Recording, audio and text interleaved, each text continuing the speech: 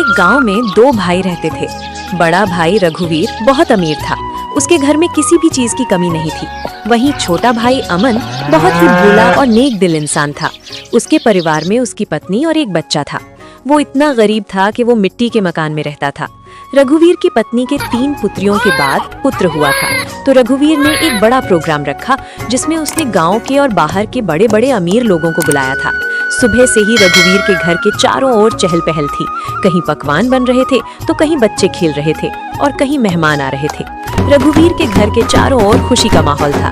तभी रघु की पत्नी कहती है कि धीरे धीरे चारों ओर के मेहमान आ गए, पर आपके छोटे भैया अमन कहीं दिखाई नहीं दे रहे हैं। अभी तक आए नहीं। आपने गांव में सबको बुलावा दिया है ना? अरे हाँ, बुलाया है उसको। आता ही होगा अपने बच्चों के साथ। तू यहीं रुक और मेहमानों को देख, मैं अभी आता हूँ व्यवस्था देखकर। इतना कहकर रघुवीर घर से बाहर चला जाता है और गुनगुनाता है, मैं उसको अपने प्रोग्राम में क्यों बुलाऊं? वो कहाँ और मैं कहाँ? मेरे यहाँ एक से बढ़कर एक अमीर मेहमान आ रहे हैं। अगर किसी को पता चल गया कि मेरा भाई इतना गरीब है तो मेरी नाक कट जाएगी। कुछ गांव के लोग अमन के घर के आगे से रघुवीर के प्रोग्राम में जा रहे थे और अमन अपने घर से खेतों पर जाने की तैयारी कर रहा था। जैसे ही वो घर से बाहर निकलता है तो उसको कुछ गांव वाले मिल जाते हैं और कहते हैं कि अरे अमन, तू अपने भाई के घर नहीं गया? तेरी भाभी को बहुत दिनों बाद लड़का हुआ है और इसी खुशी के उपलक्ष्य में तुम्हारे भाई ने बहुत बड़ा प्रोग्राम रखा है। तू चाचा बन गया और तू यहाँ है, जबकि तुम्हें अपने भाई के घर सबसे पहले होना चाहिए। अमन ये सुनकर दंग रह जाता है। इस बारे में उसे कुछ भी पता नहीं था, पर वो गांव वालों के सामने ऐसे बोलता है जैसे उसे पहले से सब पता है। अरे हाँ हाँ भाई, मुझे भी जाना है। बस थोड़ा सा खेतों पर काम बचा है, उसको मैं पूरा करके आता हूँ। जल्दी काम पूरा करके आओ भाई। सुना है रघुवीर ने बहुत ही स्वादिष्ट पकवान बनवाए हैं और पूरे गाँव को खाने पर बुलाया है। हाँ, ये तो बड़ी ही अच्छी बात है। तुम लोग चलो, मैं आता हूँ। जैसे ही गांव वाले वहां से निकल जाते हैं तो अमन का मुंह उतर जाता है। ये तो बहुत खुशी की बात है, पर इसके बारे में तो मुझे कुछ पता ही नहीं है। चलो, मेरे बड़े भाई के घर पुत्र रत्न तो आया और मैं फिर से चाचा बन गया, पर मुझे इस बारे में कुछ बताया भी नहीं। शायद कामकाज ज्यादा है, इसी वजह से मुझे बताना भूल गया होगा, वरना ऐसा हो नहीं सकता कि मेरा भाई मुझे ना बुलाए। भाग्यवान, तुमने सुना तुम्हारी जेठानी के लड़का हुआ है। कुछ गांव वाले इधर से गुजर कर जा रहे थे। क्यों ना अपन भी चलें बड़े भाई के यहाँ? सुना है बहुत ही अच्छे अच्छे पकवान बने हैं वहाँ पर। अरे, ये तो बड़ी खुशी की बात है। आप फिर से चाचा बन गए और मैं चाची, परंतु उन्होंने हमें बुलाया नहीं। बिना बुलाए हम कैसे जा सकते हैं उनके प्रोग्राम में? बिना बुलाए वहाँ जाना सही नहीं होगा। अगर गाँव में इस बात का पता चल गया कि हम बिन बुलाए उनके प्रोग्राम में आए हैं तो लोग क्या कहेंगे? बड़े भैया इतना बड़ा प्रोग्राम कर रहे हैं और इतने बड़े प्रोग्राम में पूरे काम की जिम्मेदारी भी उन्हीं पर है। तुम्हें पता है ना उनके पास कितना कामकाज होगा। इसी कामकाज की वजह से हमसे बोलना भूल गए होंगे, और प्रोग्राम वाला आदमी तो कुछ ना कुछ तो भूल ही जाता है। आप लोग चलो ना, मैं अपने ताऊ का घर और अपने छोटे भाई को देख आऊंगा। कैसे चलें बेटा? मन तो मेरा भी बहुत कर रहा है जाने को, पर उन्होंने हमें प्रोग्राम का निमंत्रण भी नहीं दिया और ना ही हमसे बोला। उन्होंने फिर किस मुंह से उनके प्रोग्राम में जाएं? क्या हम अपने छोटे भाई से मिलने नहीं जाएंगे पापा? क्यों नहीं, हम जरूर चलेंगे आपके छोटे भाई से मिलने के लिए। क्यों आप छोटे बच्चे को झूठी तसल्ली दे रहे हो?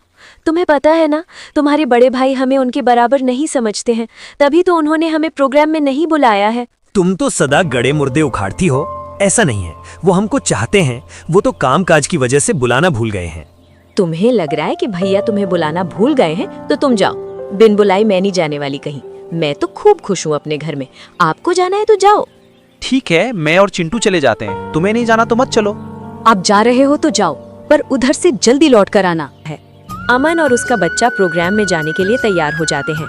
अमन उस झूले को उठाकर चल देता है और उसके साथ में उसका लड़का भी चल देता है। थोड़ी देर बाद दोनों प्रोग्राम में पहुंच जाते हैं।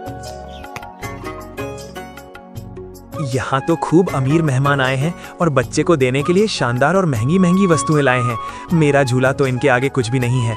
मैं क्यों इस झूले को यहाँ लाया? यहाँ तो एक से बढ़कर एक वस्तुएं हैं बच्चे के लिए। मैं भी क्या सोच रहा हूँ। भला हाथ की बनी चीज और बाजार की चीजों में अंतर होता है। बड़े भैया जरूर मेरे झूले को पसंद करेंगे, क्योंकि मेरा झूला सबसे मजबूत है, क्योंकि इसे मैंने अपने हाथों से बनाया है। और अमन निसंकोच होकर मेहमानों के बीच में घूमने लगता है। वो देखता है कि उसके बड़े भैया और भाभी मेहमानों का स्वागत कर रहे थे। तभी रघुवीर की पत्नी की निगाह अमन पर जाती है। तब वो रघुवीर से बोलती है, अरे भैया और चिंटू तो आ गए, पर देवरानी नहीं दिख रही है। कहाँ आ गए? मुझे तो कहीं दिखाई नहीं दे रहे। इधर अमन के पास कुछ मेहमान आ जाते हैं। उसकी वेशभूषा देखकर मेहमान अमन से पूछते हैं, अरे भाई तुम कौन हो और ये कैसा कपड़ा पहन के आए हो इस जमाने में, और इस जमाने में लकड़ी का झूला लेकर आए हो? चलो अपना परिचय दो, तुम कौन हो और यहाँ क्या कर रहे हो? अगर मैं इन्हें ये बताऊं कि मैं रघुवीर का छोटा भाई हूं, तो ये लोग क्या सोचेंगे? एक भाई इतना अमीर और एक भाई इतना गरीब कि वो प्रोग्राम में एक जोड़ी कपड़ा भी सही से पहनकर नहीं आ सकता है। इससे अच्छा तो मैं झूठ ही बोल दूं। साहब, मैं रघुवीर जी का मजदूर हूं। अरे तुम इतना क्यों घबरा रहे हो? डरो मत और निडर होके बोलो। साहब, मैं रघुवीर जी का मजदूर नहीं, मैं उनका छोटा भाई हूं। अरे क्या बोल रहे हो? तुम्हें पता है रघुवीर जी को अपना भाई बता रहे हो? तुम्हें पता है ना वे कहाँ और तुम कहाँ? अपने को देखो और अपने प्रोग्राम को देखो।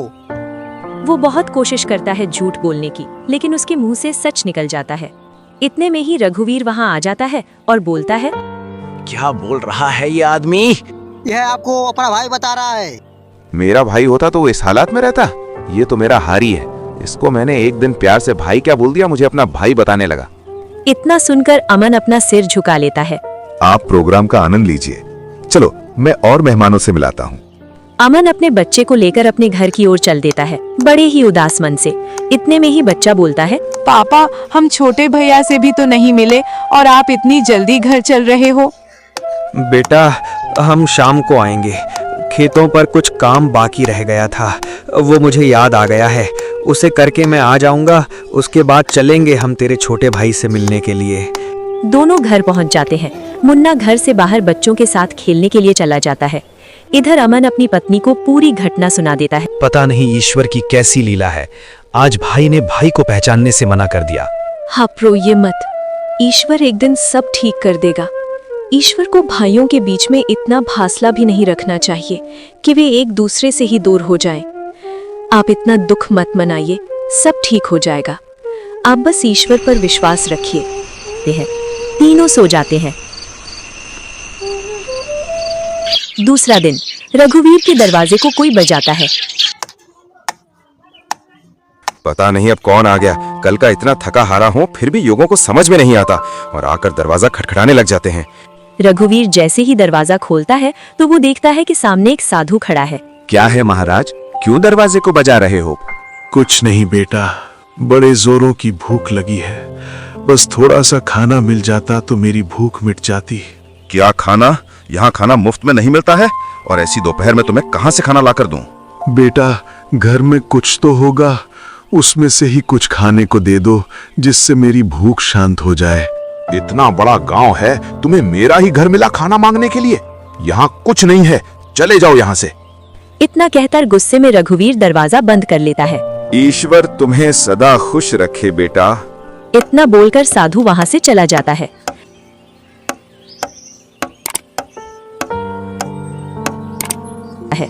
इधर रघुवीर की पत्नी रघुवीर से पूछती है, कौन आया था दरवाजे पर जो तुम इतने जोर से उस पर चिल्ला रहे थे?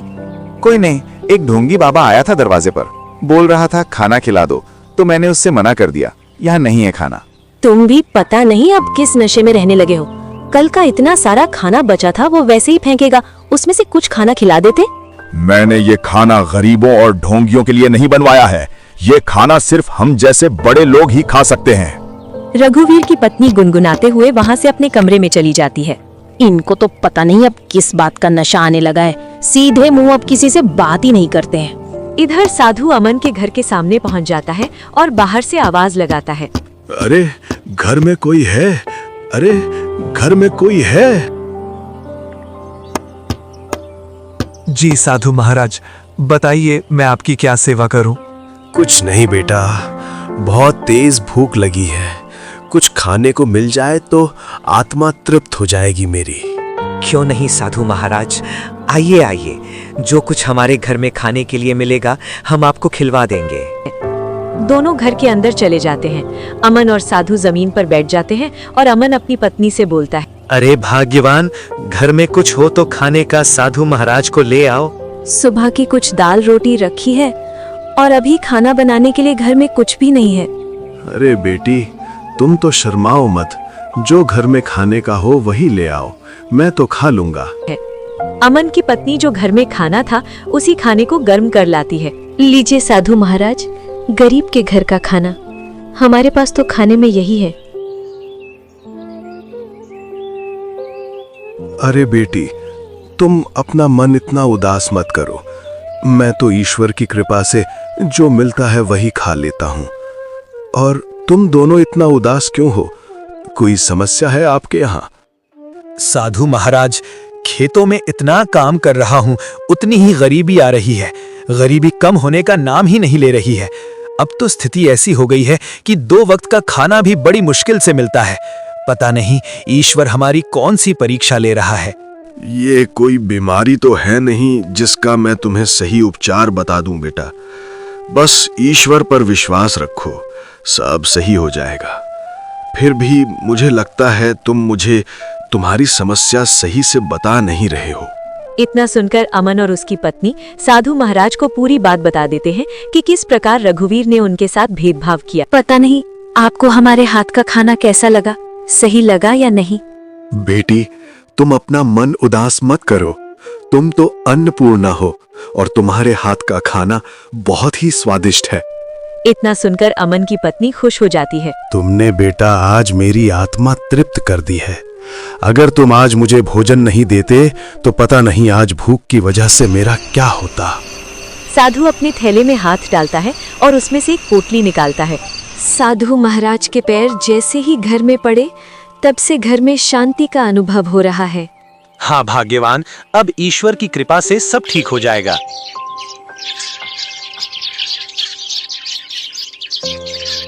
जैसे ही अमन ने अपने खेतों में उन बीजों की बुआई की, चारों ओर अमन की फसल के ही चर्चे थे।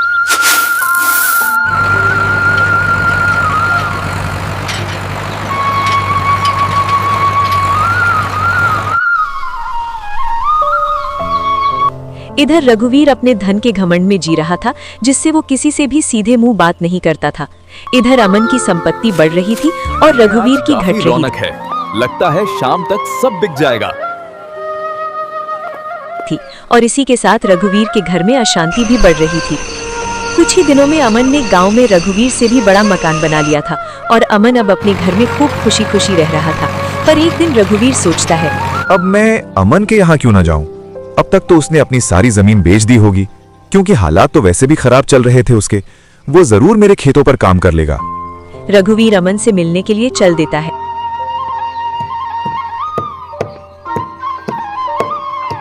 इधर ही थी उसकी झोपड़ी, पता नहीं किधर गई। बहुत देर से ढूंढ रहा हूँ, मिल नहीं रही है। जैसे ही वो उसके घर के सामने पहुंचता है, वो घर को ढूंढने के लिए मोहल्ले में चारों ओर घूमता है। तभी वहां से एक गांव का व्यक्ति गुजर रहा होता है। रघुवीर उस व्यक्ति से पूछता है, अरे भैया, अमन की झोपड़ी थी यहाँ, वो कहाँ है?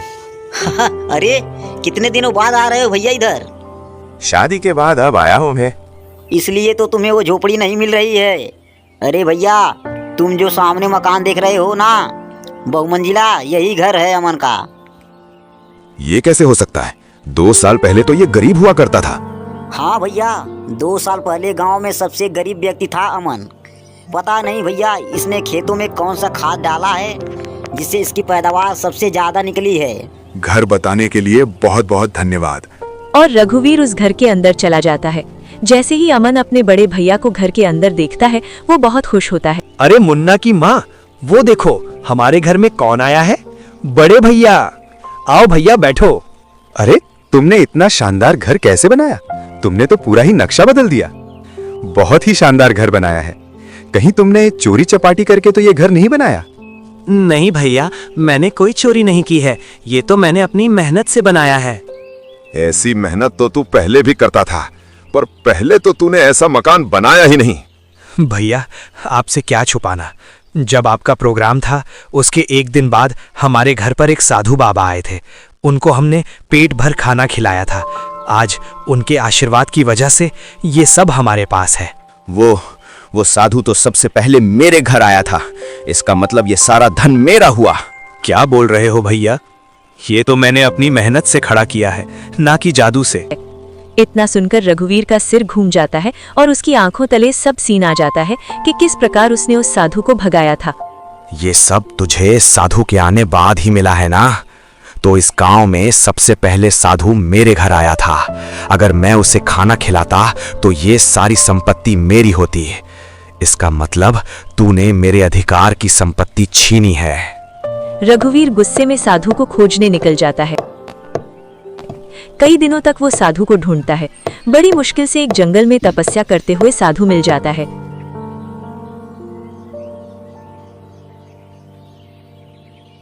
साधु महाराज प्रणाम। कौन हो बेटा जो तुम मेरी तपस्या में व्यवधान डाल रहे हो? मैं रघुवीर हूँ।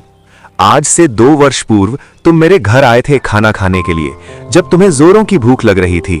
तुम तो वही हो ना जिसने खाना देने से मना कर दिया था? पर उस संपत्ति पर पहला हक मेरा बनता है जो तुम अमन को देकर आए हो, क्योंकि तुम खाना मांगने सबसे पहले मेरे घर आए थे। कौन सी संपत्ति? मैंने तो उसे सिर्फ आशीर्वाद दिया था, क्योंकि उसने बड़े ही सम्मान के साथ खाना खिलाया था, और वो धन तो उसकी मेहनत और ईमानदारी का फल है।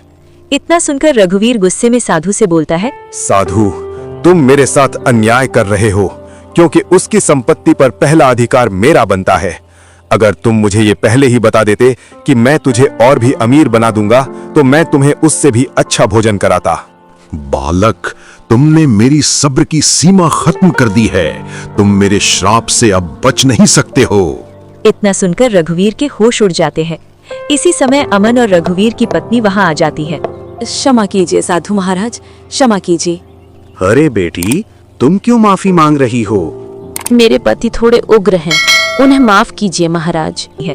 इतना सुनकर रघुवीर भी माफी मांग लेता है। अभी तक तुम्हारा जो घर चल रहा था वो तुम्हारी पत्नी के निर्मल भाव की वजह से चल रहा था। अब तुम अपने लालच को छोड़ दो और दोनों भाई साथ साथ रहो, क्योंकि तुम्हारा छोटा भाई अमन बहुत ही ईमानदार है। जी साधु महाराज। इतना कहकर सभी लोग साधु से विदा लेकर अपने घर चले जाते हैं। तुम्हें कैसे पता चला मैं यहाँ हूँ? आप जिस दिन साधु महाराज की खोज में निकले उसी दिन भैया मेरे पास पहुंचे थे और उन्होंने आपके बारे में मुझे सब बता दिया था। रघु जब घर आता है तो अमन से कहता है कि भाई हो तो तेरे जैसा, मेरे जैसा भाई किसी को भी नहीं मिले। अमन और रघुवीर अब एक ही छत के नीचे हैं। रघुवीर अपने लालच और अहंकार को पीछे छोड़ चुका है। वो समझ गया कि मेहनत, ईमानदारी और दूसरों के प्रति सम्मान ही सच्ची संपत्ति है। अमन ने साधु महाराज के बताए बीजों से अपनी फसल उगाई थी। उसकी मेहनत और ईमानदारी का फल दिखने लगा। गांव वाले चौंक गए, कह रहे थे, देखो अमन की फसल, उसने साधु महाराज के आशीर्वाद से यह सब पाया है। कितनी मेहनत और लगन से उसने अपनी जिंदगी संवार ली है। रघुवीर अब अपने अहंकार में कमी ला चुका था। वो अमन के साथ बैठकर खेतीबाड़ी, घर और समाज में मदद करने लगा। दोनों भाई अब केवल ब्लड रिलेशन नहीं थे, बल्कि सच्चे साथी बन गए थे। अमन की पत्नी और मुन्ना अब खुशी खुशी रहते थे। गांव में लोग अब अमन और रघुवीर के घर की इज्जत करने लगे। अमन ने अपने पड़ोसियों और गरीबों के लिए भी मदद शुरू कर दी। साधु महाराज के आशीर्वाद की वजह से अब उसका जीवन खुशहाल था। रघुवीर भी अब सीख चुका था कि धन और ऊंचाई केवल ईमानदारी और मेहनत से ही पाई जा सकती है। वो अमन के साथ मिलकर गांव में लोगों के लिए नए स्कूल, कुएं और रास्ते बनवाने में जुट गया। समय बीतता गया और दोनों भाई एक दूसरे के साथ हमेशा खुशहाल जीवन जीने लगे। गांव वाले भी इस बदलाव को देखकर कहते, सच्चाई, ईमानदारी और भाईचारा ही सबसे बड़ी शक्ति है। धन और संपत्ति सिर्फ उसका परिणाम होती है। अमन अब न केवल अमीर बन चुका था, बल्कि उसका दिल भी बड़ा और उदार था। रघुवीर ने भी अपने अहंकार को त्याग कर भाई के साथ मिलकर गांव की भलाई में अपना योगदान दिया। सभी समझ गए कि सच्ची दौलत केवल ईमानदारी, मेहनत और भाईचारे में ही है। और इस तरह अमन और रघुवीर दोनों ने जीवन में सच्ची खुशी और शांति प्राप्त की।